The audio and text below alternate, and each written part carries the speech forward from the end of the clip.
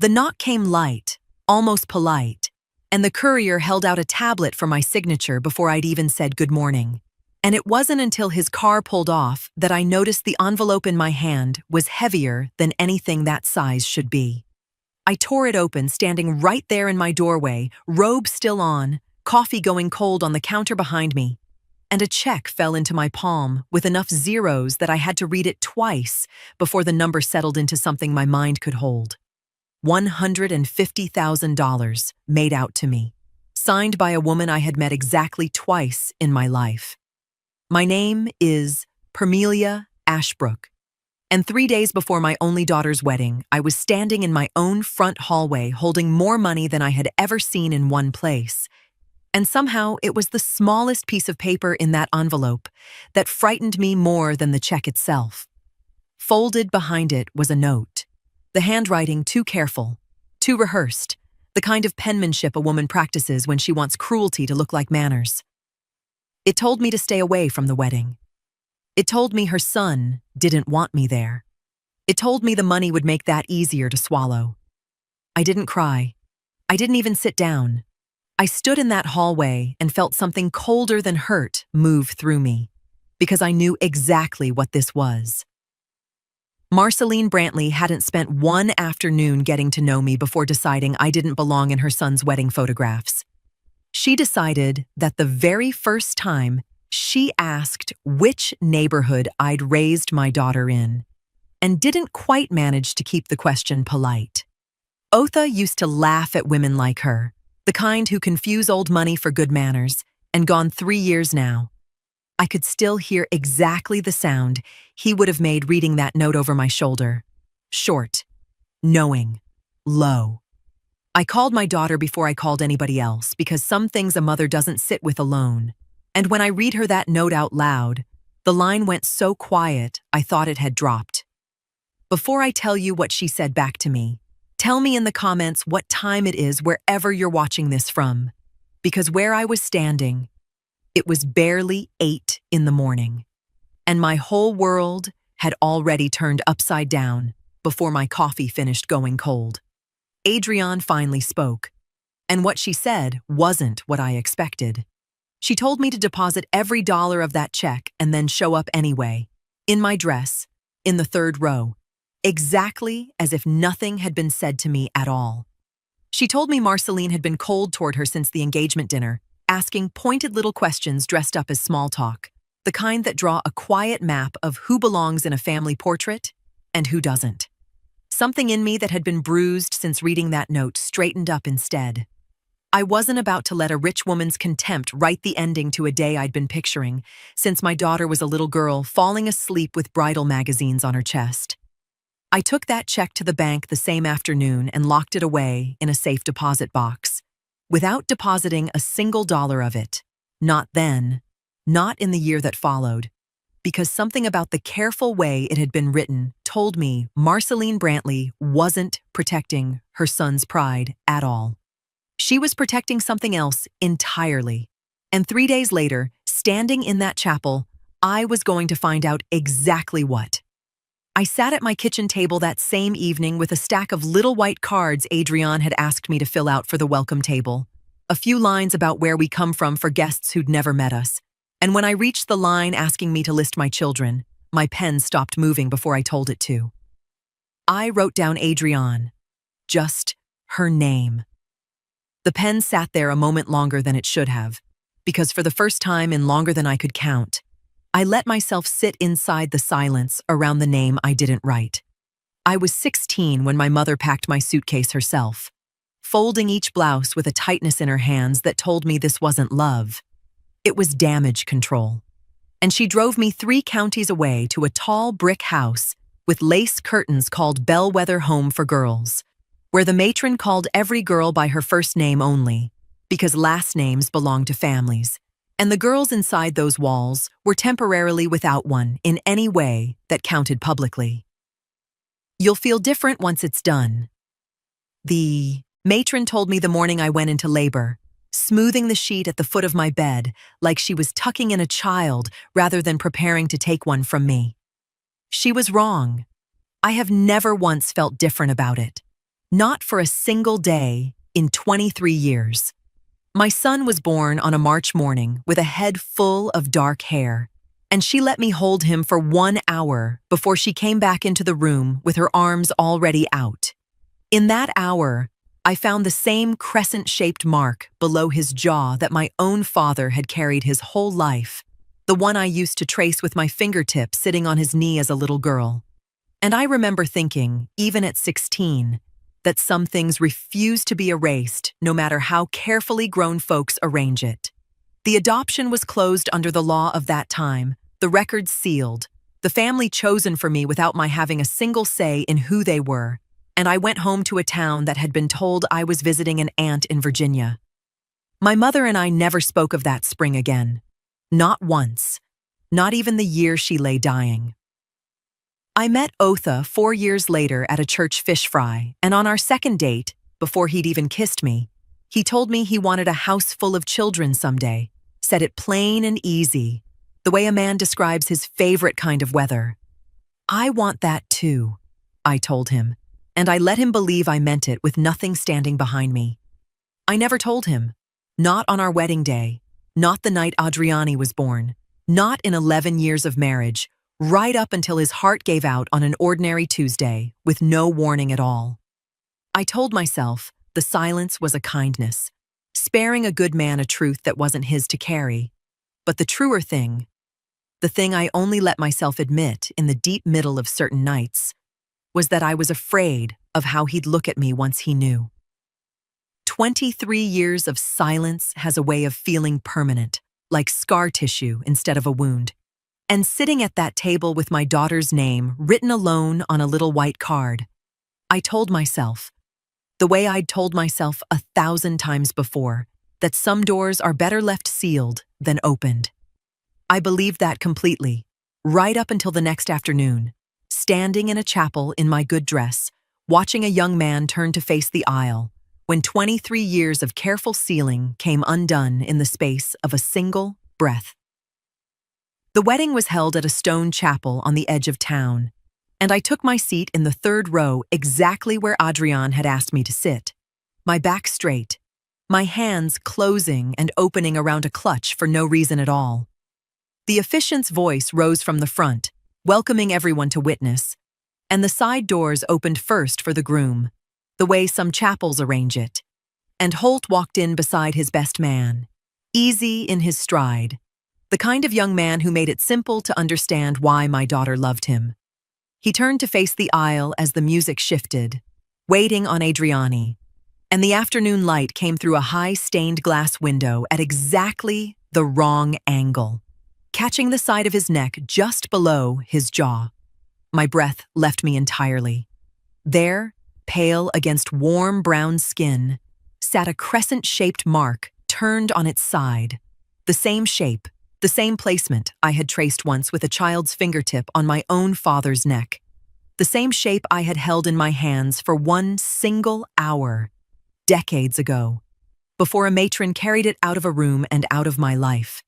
The sight hit something I had not thought about in years. An engagement dinner 6 months earlier. Someone had asked Holt whether he'd ever looked for his birth family. He'd laughed softly and said he hadn't, not really, that he was adopted as an infant and had only ever known the Brantleys. Adrian had teased him afterward about forgetting his own birthday story, and he'd corrected her automatically. March 10th. Adopted at 6 weeks old. At the time, it had been nothing more than conversation across a crowded table. Now it came back all at once. My mind did the math without asking my permission. An adopted son, a March birthday, an adoption finalized 6 weeks after birth, a family I had only ever known as a case number, and that crescent-shaped mark sitting exactly where my father's had been, and where my son's had been too. None of it was proof. I knew that. Any one of those things by itself could have been coincidence. Even all of them together could still have been coincidence if a person wanted badly, enough to believe it. But standing there in that chapel, every piece landed in the same place at once, hard and undeniable, the way a door slams shut on its own weight rather than anyone pushing it. The back doors opened, Adriana appeared on her uncle's arm, radiant, unaware, walking toward a man I now suspected, with a certainty that had nothing reasonable about it and everything true about it, might share her own blood. I could not move. I could not call out. 200 people sat between me and the only thing I wanted to do, which was stand up and stop this before another step was taken. My daughter passed close enough that I reached out without deciding to and caught her wrist, just for a second, just long enough to feel her startle. She did not stop walking. She could not have, not with that music and that crowd, and her own uncle guiding her forward, but I watched her glance back at me, confusion flickering across her face before the rhythm of the processional carried her on toward the altar. I sat through vows I barely heard. "Do you take this woman?" the officiant asked, and Holt said he would, his voice steady and warm, and I caught none of the rest of it, only the shape of his mouth moving and that mark catching the light every time he turned his head. I smiled when the people around me smiled. I rose when they rose. I do not remember a single hymn. When the recessional finally came, the wedding party moving back up the aisle in a wave of applause and rising guests, I caught Adrian's arm again, this time with both hands, pulling her half a step out of the flow of the crowd, and I leaned close enough to speak only into her ear, my voice low because some truths cannot survive being said out loud in a church full of witnesses. I told her this marriage might not even be legal, and before either of us could move another inch, before she could ask me what I meant or pull away or do anything at all, we found a small side room off the chapel, garment bags and a steamer still warm from someone's last touch-up, and I shut the door behind us while Adrienne stood in the middle of the room with her veil still pinned, staring at me the way you stare at someone who's just spoken a sentence you can't yet translate. "What did you mean, Mama?" she said, her voice shaking. "That this might not be legal." I didn't soften any of it. I told her about a boy born on a March morning, about a crescent mark below his jaw that matched my own father's, about a closed adoption that sealed him away from me before I'd finished learning the weight of him in my arms. I watched her face move the way mine must have moved out there in that chapel. Disbelief first. The kind that wants so badly to find a hole in the logic and climb through it. "A birthmark isn't proof of anything," she said. "I know. And there are thousands of people born in March. I know that too." She took a step away from me, shaking her head. "Mama, you're talking about coincidences. Scary coincidences maybe, but coincidences."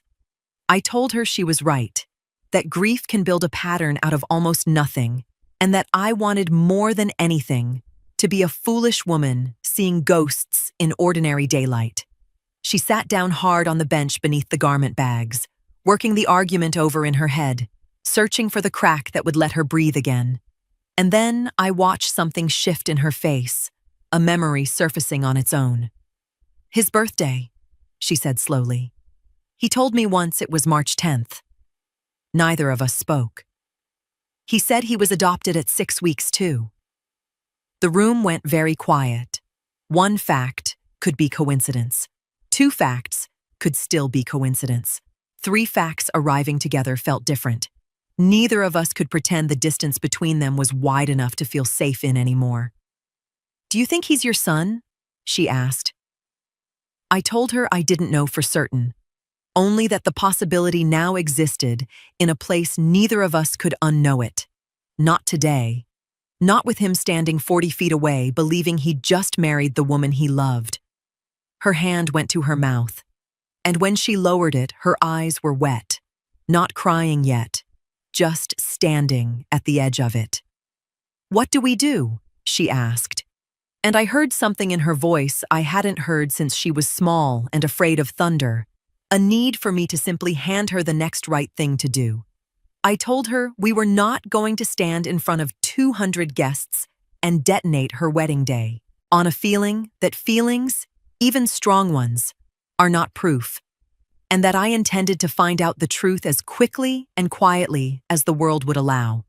She wiped her eyes carefully so her makeup would hold, and asked one more question before either of us moved toward that door, her voice smaller than before.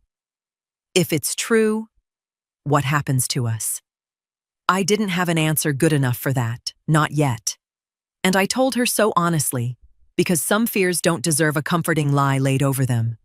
What I told her instead was that we would walk back out to that reception together, smile through whatever we had to smile through, and start looking carefully for whatever proof existed before the night was over. Because doing nothing and hoping the feeling simply passed was not a choice either of us could live with for one more hour. I found Marceline near the dessert table, accepting compliments on the flowers, and I made myself approach with a softness that took everything in me to manufacture, because every part of my body wanted to grab her by the shoulders and demand the truth rather than circle it gently. "Holt seems like such a wonderful young man," I said, picking up a small plate I had no intention of eating from. "How old was he when you and your husband adopted him?" Her face warmed slightly, the first real ease I'd seen from her all day, the kind of question a woman likes answering about a child she's proud of. 6 weeks old, she said. A private arrangement my first husband's attorney handled before I ever met Cleven. The agency was somewhere in the Carolinas, I believe, some little home for unwed girls. I never asked too many questions, honestly. I just wanted a baby in my arms. And they told me he came from a good situation, just a young mother who couldn't keep him.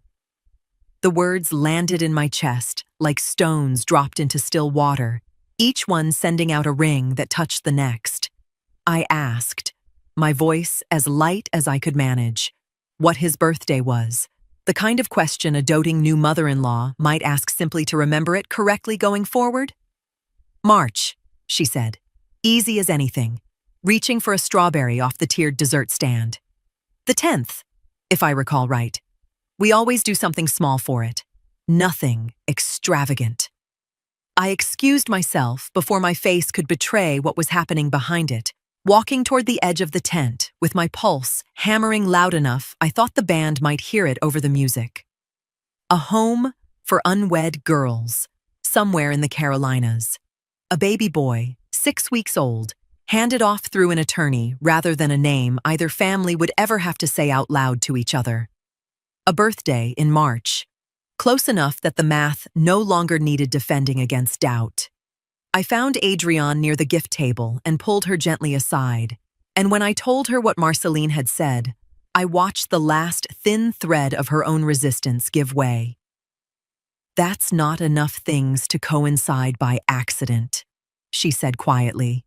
And she was right, because I had spent 23 years telling myself a story about a family far away and unreachable, and every detail Marceline had just handed me without knowing it was dismantling that story piece by piece. "What do we do with this?"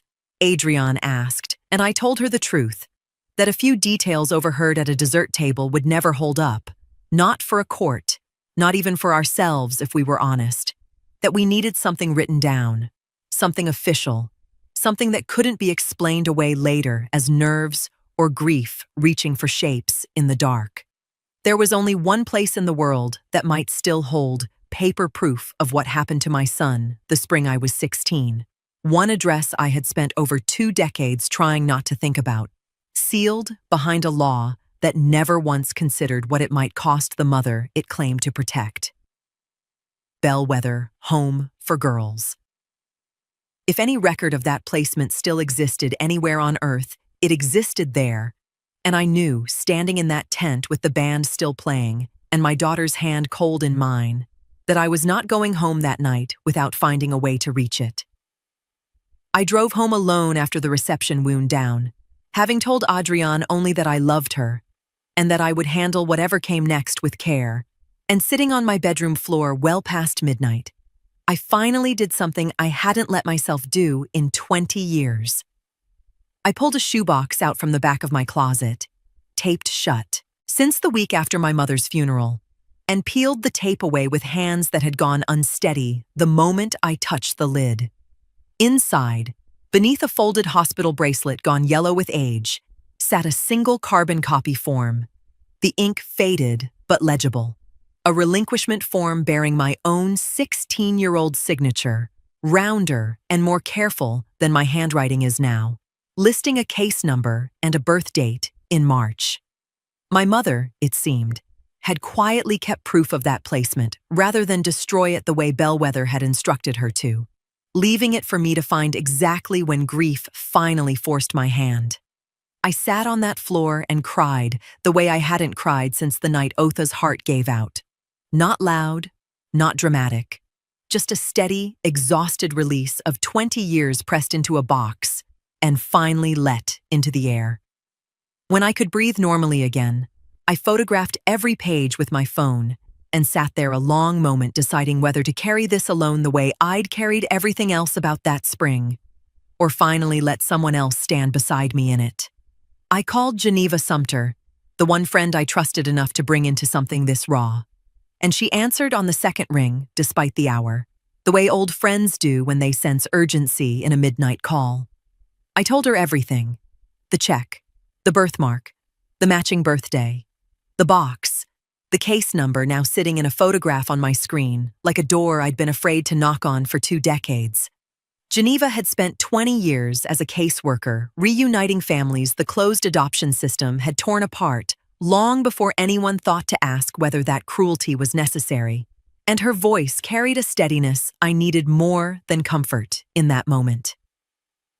Sealed doesn't always mean permanently sealed, she told me. Not anymore. Not if there's a real reason a court has to take seriously. She said she knew an attorney, a man named Marlon Easterling, who'd spent years filing petitions to unseal exactly this kind of record, and that she'd call him herself first thing in the morning rather than wait for daylight to feel like a reasonable hour. I asked her, my voice cracking on the question, whether a single case number from a box my mother kept in secret could really be enough to confirm what my whole body already believed. Bodies are rarely wrong about grief, Geneva said. They're only wrong about timing. Let's find out exactly how right yours is. She told me Marlon would need to see everything I had, that he could likely tell within a few days whether the case number unlocked anything official. But that days were a luxury we might not fully have, not with a honeymoon flight already sitting on a calendar somewhere, ticking down toward a morning none of us were ready for. Marceline called the next afternoon, her voice tighter than I'd ever heard it, telling me her attorney had received notice that someone was petitioning the court to review records connected to Holt's sealed adoption file.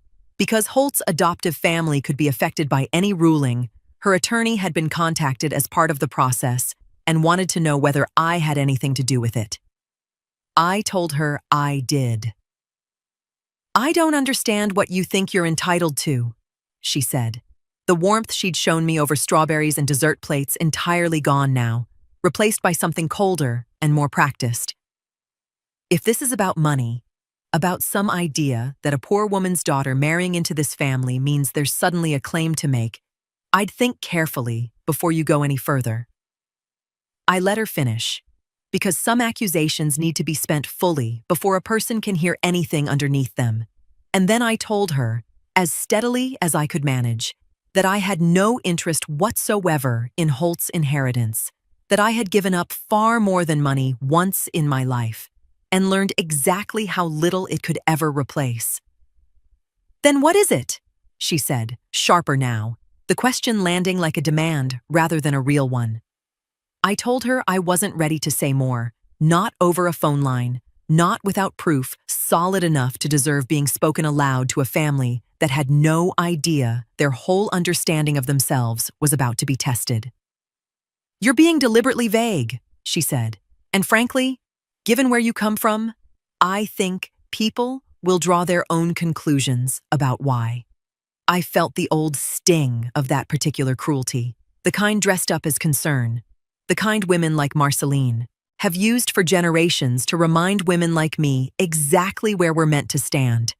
But I didn't raise my voice, because raising it would have handed her exactly the proof she wanted that I was the kind of woman she'd already decided I was. "Believe whatever you need to believe about where I come from," I said. I'm telling you the truth. This has nothing to do with money. I let the silence after that sentence sit there and do the work I couldn't do with more words, because some truths land harder in the space around them than in anything you could say directly. Marceline didn't respond right away, and when she finally did, her voice had changed. The polish stripped back to something thinner and more frightened than I'd ever heard from her. What kind of truth requires a court order and a stranger's attorney? She asked, quieter now. I understood, in that small crack in her voice, that some part of her had always carried an unexamined fear of her own about that closed placement. A fear she'd never let herself look at directly any more than I had let myself look at mine for 23 years. Neither of us said anything else for a long moment. Two women who had spent the entire conversation circling each other from opposite sides of a class divide, neither one of us had built, only to land, without either of us choosing it, in the exact same patch of dread.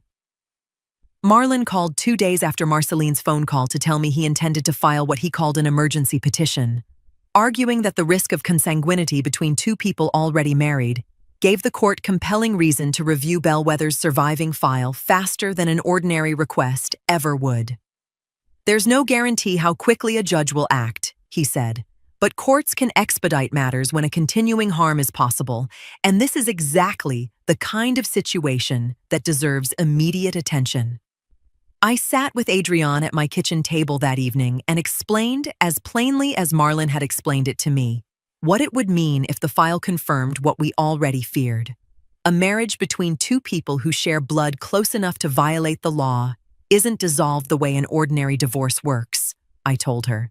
It's voided from the start, treated, in the eyes of the law, as though it never legally existed at all. Adrienne sat very still, and I watched relief move across her face first, the kind that comes from learning a door exists before you're sure you'll need to walk through it. And right behind it came something heavier, a grief with nowhere clean to land. So if this is true, the last few days just disappear, she said. Legally, not for me. I told her I understood that better than she might think, and she looked at me sharply then, something she'd clearly been holding back finally surfacing. You understood it 23 years ago too, she said, and you never said a word, not to Daddy. Not to me. I keep wondering what else you've decided wasn't mine to know. I didn't flinch from that, because she'd earned the right to say it, and I told her the truth, that shame had made that decision for me long before I was wise enough to question it, and that I'd spent every day since regretting how much that silence had cost the people I loved most.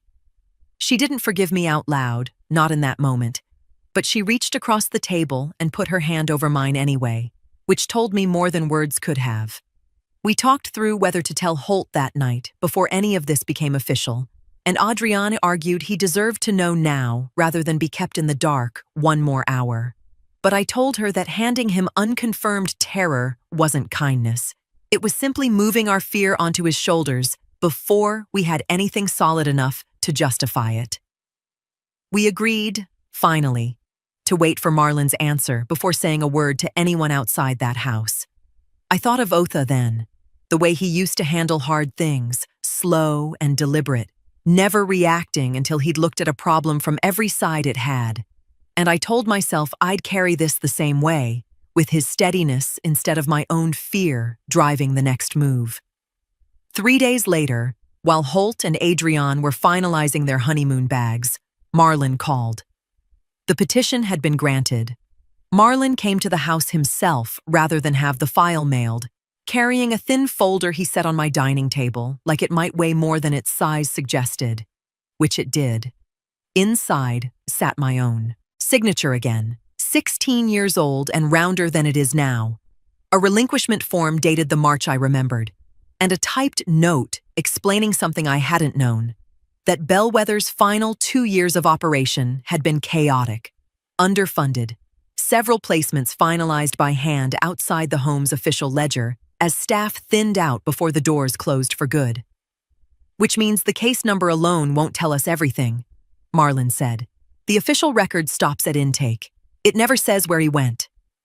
I sat with that for a moment, the weight of it pressing down somewhere under my ribs, because for 23 years I had told myself my son had gone somewhere far away, somewhere I couldn't reach even if I tried, and that comforting fiction had just lost its only foundation.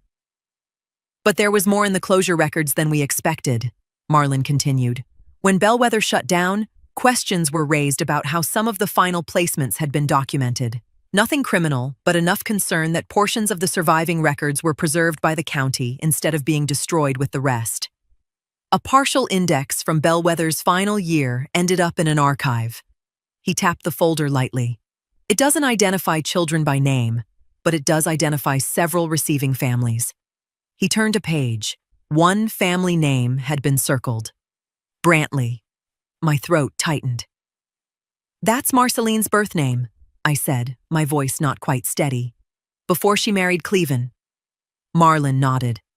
After we found that, I contacted a retired paralegal who helped handle Bellwether's closing. She kept a private ledger of placements she believed had never been properly documented. I reached her this afternoon. He turned another page, and there it was, a single handwritten line in faded blue ink. My case number. Beside it, the same word. Brantley. The placement was 6 weeks after a March birth, Marlon said. The dates align. I sat back and let it land the way it needed to land. Decades of hope collapsing into a single, undeniable fact. My son had not gone to a family far away, and unreachable. The story I had built my entire piece on top of.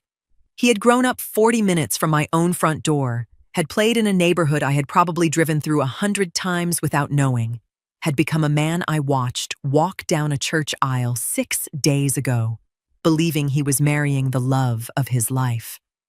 Marlon closed the folder gently. This is enough to move forward formally, he said. But Parmelia, I need you to hear me clearly. Holt and Adrian leave for their honeymoon tomorrow morning. Every hour this stays unsaid is an hour that marriage continues to exist exactly as it shouldn't. I asked him how soon they needed to know, already certain of the answer before he gave it. Tonight, he said, before either of them boards anything tomorrow. I looked at the folder sitting closed on my table. 23 years of unexamined hope reduced to a county archive, a surviving case file, and a single handwritten name in faded blue ink, and understood there was no version of this where I got to wait one more day to be ready. I called Adriana before Marlon had even finished packing his briefcase. It was time to tell Holt everything. Adrian called Holt to the apartment that evening under the simple pretense that her mother needed to talk before the honeymoon, and when I arrived, I found him on their couch in a soft, gray sweater, still wearing the easy, unguarded warmth of a man who had no idea the next 20 minutes were about to dismantle everything he understood about himself. I sat across from him in ordinary lamplight, nothing like the stained glass that had betrayed me at the chapel, and let myself look at the mark below his jaw the way I hadn't allowed myself to since that afternoon. Slow and certain instead of stolen in a single, terrified glance. He noticed me looking. Parmelia, he said carefully, glancing between Adrian and me. What's going on? Adrian sat beside him and took his hand, and something in her stillness told him, before either of us said a word, that whatever was coming wasn't small. I didn't know how to begin a sentence that would end a man's understanding of his own life, so I started with the only true thing I had. I need to tell you something about your adoption, I said, and watched his face shift from polite confusion into a wary stillness, the particular stillness of someone who has spent his whole life sensing an unspoken gap in his own history and finally hearing footsteps approach it. I told him about Bellwether Home, about a 16-year-old girl who carried a son for 7 months and held him for 1 hour before a matron took him from the room. I told him about a crescent mark his birth grandfather carried on the same side of his neck. I told him about a case number that sat folded in a shoebox under my bed for over 2 decades, and a private ledger entry naming the Brantley family, his family, 6 weeks after a March birth that matched his own birthday, precisely. Holt didn't speak for a long moment. His hand rose slowly, unconsciously, to touch the mark below his own jaw, the way I imagine he'd touched it 1,000 times before without ever understanding what it meant. And when he finally spoke, his voice came out smaller than I think he intended. "Say it plainly," he said. "Don't make me guess at what you're telling me."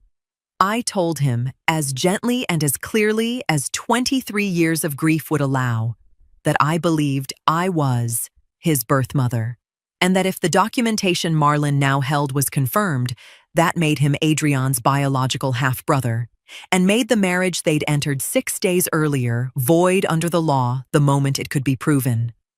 Adrian's fingers, still wrapped around his, went still, then began to pull back, slow and uncertain, a small adjustment that seemed to cost her more than any words could have. Holt sat with his head in his hands for a long stretch of silence, and when he finally looked up, his eyes were wet, but his voice was steady in a way that told me exactly what kind of man he'd grown into, despite, or maybe because of, a childhood built on a door he never knew was closed. "Did you want to keep me?" he asked. "Or was I just an easy way out for a girl in trouble?" I didn't let myself look away from him when I answered. "I wanted you," I said, with everything a frightened 16-year-old girl had to give, which wasn't much by the world's measure, but it was everything I owned. Nobody asked me what I wanted. My mother packed my bag.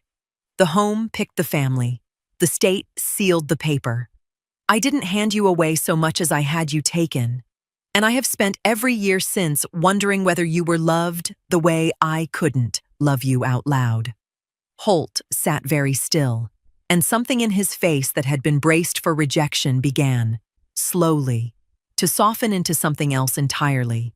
Not happiness, not yet, but the particular relief of a man who has spent his whole life sensing he was unwanted by someone, and finally learning that wasn't true.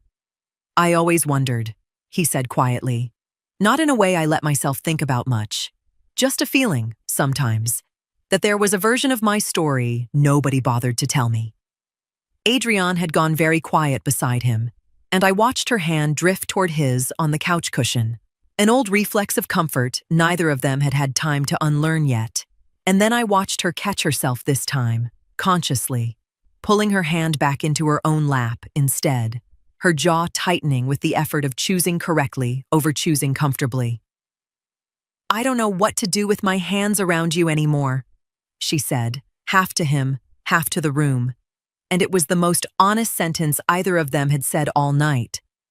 Holt reached for her anyway, not romantically, but the way you'd reach for someone steady in a room that had just tilted sideways, and she let him hold her hand a moment before gently setting it down between them on the cushion, neither pulling fully away nor fully accepting it, the exact unsettled middle ground the three of us were standing in. "What happens to us?" Holt asked, looking between his wife and the woman who might be his mother, "if this is true." I told him what Marlon had explained to me, that a marriage discovered to violate consanguinity law is void from its inception rather than dissolved, that the law in this narrow, painful circumstance exists to protect the people caught inside it rather than punish them. "Void," Adrian repeated, testing the word like it might cut her if she said it wrong, like it never happened. "Legally," I said. "Not for either of you. Not for what you've built in 2 years of loving each other." Holt was quiet for a long moment, working something over, and then he said the thing that settled into the room like the first calm breath after a long fall. "We don't tell anyone else yet. Not Marceline, not my friends. We confirm it the right way first, with a test. Something nobody can argue with later, and then we figure out what we are to each other once we actually know for certain." Adrian nodded, and I felt, for the first time since that courier had knocked on my door, something that wasn't quite hope but stood close enough beside it to matter. Morning came whether any of us were ready for it or not, and the honeymoon flight sat on the calendar exactly where it had sat for months, departing at 11, completely indifferent to the fact that 3 people in that apartment hadn't slept more than an hour combined. Marlon had arranged for a rapid testing lab to collect samples from Holt and me the night before, but rapid, he warned me on the phone at 7 that morning, still meant a minimum of 48 hours for results solid enough to hold up legally, and 11 o'clock wasn't going to wait on that math no matter how badly all of us wanted it to. If they board that flight, Marlon said, and this comes back confirmed while they're somewhere with no easy way home, we're managing a much harder situation than we are right now. I drove to the apartment with my heart doing something erratic in my chest and found Adrian already dressed for travel, a suitcase by the door, Holt moving through the kitchen with the careful, mechanical motions of a man trying to hold a normal morning together by sheer will. We talked about it half the night, Adrian said before I'd even gotten my coat off. Whether to go and just wait for the results somewhere else, whether staying here even changes anything? I told her honestly that it mattered more than she might think, that if confirmation came through while they were 1,000 miles away, the legal and emotional unwinding would only get harder to manage cleanly, and that every additional day this stayed unconfirmed was a day already too heavy to carry casually across an ocean. Holt set down the mug he was holding without drinking from it. I don't want to be the reason we make the wrong call out of fear, he said, but I also don't want to be standing on a beach somewhere when this comes back. The clock on their stove read 9:40. Their car to the airport was due at 10. Adrian looked at the suitcase by the door for a long moment, then at her phone, and then, without asking either of us what we thought she should do, she picked it up and dialed the airline herself. I need to push back our flight, she said, her voice steadier than I'd heard it since the wedding. Indefinitely, for now, due to a family emergency. She gave them Holt's name, her own, confirmed the cancellation fee without flinching, and hung up before either of us had managed to say a single word. I'm not running from this, she said, setting the phone down. Whatever it is, we're going to know it standing still, not scattered across an airport. Holt looked at her like he was seeing something in her he hadn't fully known was there, and I felt something close to pride move through the fear sitting in my chest. Marlon called 2 hours later to confirm the lab had received both samples, and that results, one way or another, would be ready within 48 hours. The lab results came back on the second day, just past noon, and Marlon read me the number over the phone before he said another word. A probability so high it left no room for the kind of doubt any of us might have privately wished for.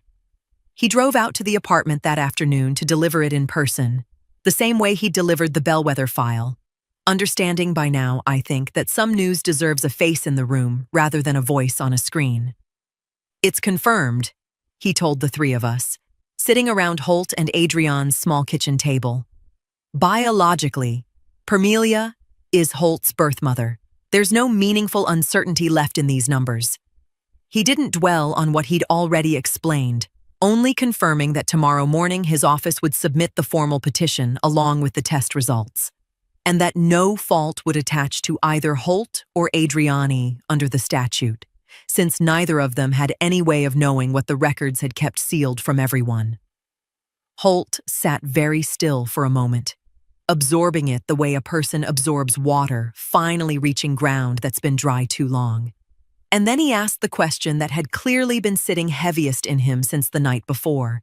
What does this do to my mother? He said. To Cleven. I told him, honestly, that Marceline's legal exposure looked minimal, since nothing suggested she'd known the truth of where he came from any more than the rest of us had until 4 days ago, but that the harder reckoning for her wouldn't happen in any courtroom. It would happen the moment she learned the man she'd built a life with had unknowingly helped raise the bride's mother's stolen son into her own daughter-in-law. Adrian had been quiet through most of this, turning her water glass slowly on the table, and when she finally spoke, her voice carried the question none of the legal language had touched yet. What are we supposed to be to each other now? She asked, looking at Holt rather than either of us. Practically, tomorrow morning, next year. Marlon, perhaps sensing this wasn't a question for him, excused himself to step into the hallway and make a call, leaving the three of us alone with it. Holt reached across the table, not for Adrian's hand alone this time, but for both of ours together, mine and hers, holding them the way you'd hold two ends of something you didn't want to let drop. "I've been an only child my whole life," he said. "I used to wish for a sibling who'd understand me without me having to explain myself first. I'm not willing to lose that now that I've actually found it, just because I lost something else in the same breath." Adrian's eyes filled, finally, fully, not the careful tears she'd been rationing since the wedding. And I watched my daughter and my son sit at that table together for the first time as exactly what they were, grieving one thing while accepting another in the same unbearable, necessary moment. Marlon stepped back into the kitchen a few minutes later to tell us the petition would be filed first thing the next morning.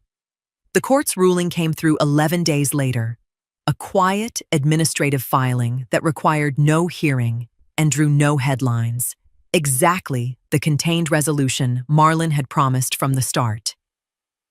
Adrian's marriage to Holt was declared void from its inception, as though, in the eyes of the law, it had never quite happened at all, even though every one of us understood it had happened, had mattered, and would leave its mark on how we all moved through the world from here forward. Marceline asked to sit with me alone before the small family dinner she'd planned to begin rebuilding something honest, in place of everything the closed system had built on secrecy. And she didn't waste either of our time with pleasantries once we were settled at her kitchen table. "That note I sent you," she said, turning a teaspoon over and over without using it, "sending you money to disappear from your own daughter's wedding. I've spent 11 days thinking about why I did that, and the answer isn't flattering. It wasn't really about Holt's pride. It was about what I thought you'd make people think of us." She looked at me directly then, something raw moving across her face that hadn't been there in any of our previous conversations. "That's the worst thing I've done as a mother. Not because of what it caused, because of what it told me about who I'd let myself become." I told her I appreciated her saying it plainly and that I understood exactly what it cost a woman like her to say it at all. Cleven found me in the kitchen doorway a little later, drying a dish he didn't need to dry, clearly looking for a private moment of his own. "I know whose blood runs in him now," he said, nodding toward the living room where Holt sat. "Doesn't change what I am to him. A father's not measured by a last name or a lab result. I raised that boy. I'm not stepping back from that for anybody." Holt and Adriani sat together through dinner, learning, slowly and with more grace than either of them probably expected of themselves, the strange new rhythm of being siblings after having already been something else entirely, occasionally laughing at how unfamiliar it all still felt. The hardest conversation of that day waited for me after I left, alone, driving to the cemetery instead of straight home. I sat in the grass beside Otha's headstone for the first time in longer than I could account for, and told him out loud everything I'd never found the courage to say while he was alive. That I'd carried a son before I ever met him. That the silence I kept hadn't been a betrayal of his love so much as a fear too old to examine. And that I was sorry he'd gone to his rest without knowing the full shape of the woman he married. I don't know if the dead hear apologies offered to grass and granite, but I left that cemetery lighter than I'd felt in 20 years. My phone rang at 4 o'clock on a Sunday afternoon, the way it has every Sunday for the better part of a year now. And Holt's name on the screen still catches something warm in my chest every single time. A small miracle I never let myself take for granted. "Just checking in," he said, the way he always does, and we talked about nothing in particular for 20 minutes. The ordinary, unglamorous intimacy of a mother and son catching up on an unremarkable week, before he mentioned that Adrian had spent her Saturday at a community center downtown, speaking on a panel about closed adoption reform alongside Geneva, the same caseworker who'd once explained to me, in the worst week of my life, that sealed records don't always have to stay sealed. "She's good at it," Holt said. "Better than good. She told that whole room about Bellwether without flinching once." I asked him how things stood with his mother, and he told me Marceline had been different lately, gentler in ways that had nothing to do with performance, that she'd started actually listening when people spoke instead of waiting for her turn, and that she and I had taken to meeting for coffee most Thursdays now, a friendship neither of us had rushed into and both of us had earned the slow way, one honest conversation at a time, since the afternoon she sat across from me and called that note the worst thing she'd ever done, as a mother. After we hung up, I went looking for a stamp in my desk drawer and found, instead, the check, still sitting exactly where I'd left it over a year ago, uncashed, the paper gone soft at the folds from being moved aside so many times without ever once being deposited. I picked it up and looked at it the way you look at an old photograph of a danger you walked away from, because I understood now, fully, that this check represented the version of this story where I'd stayed home, where I never saw that birthmark catch the light, where Holt and Adriani might have built years of a life together before any truth ever surfaced to undo it far more cruelly than it had.